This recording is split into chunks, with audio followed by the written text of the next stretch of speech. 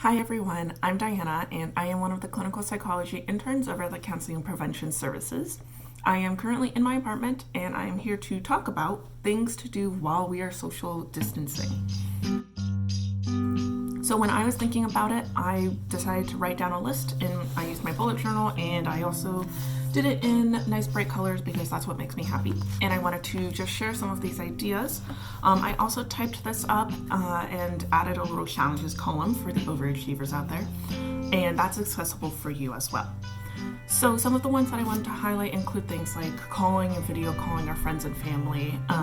That's possible through typical, the later versions of Android and iPhone, also through Facebook Messenger or WhatsApp. There's a lot of different platforms to be able to stay connected. Also things like mindful hand washing. Yes, we are washing our hands more frequently, for longer, and it doesn't have to be something that, we're like really waiting to get through. We can also really tune into what is this experience of lathering up, what does the pressure feel like on my joints and my fingers versus my palms versus my thumbs, what does my soap actually smell like, and really just taking a moment to be in this present moment. I also think about things like giving special thanks to the people who go into work in person still.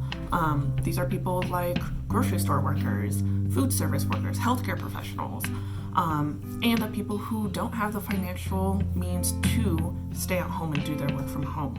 And just really acknowledging that, this is a community effort and we are all doing our part, and that we have to kind of rely on each other, and that the people who do go into work, we owe them a big thank you for putting themselves at risk.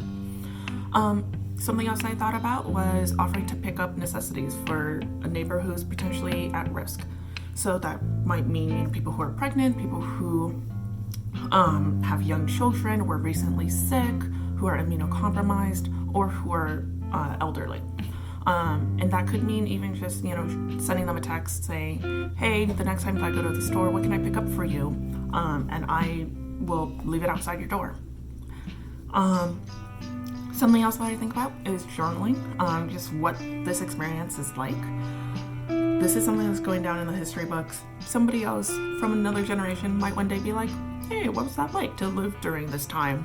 And then you can be like, well, let me tell you exactly what I was thinking and feeling during that time. Something else that I thought about was finding the funny things, finding the positive things. There are good things that are still happening, and we don't want to completely be in the heaviness of, the heavy side of the news. So also finding the things that are light, that are funny, that just bring a smile to our face.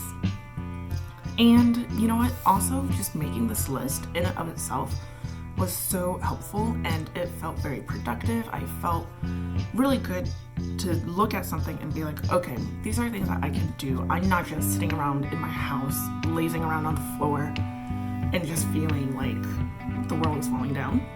There are things that I can do. So make your own list.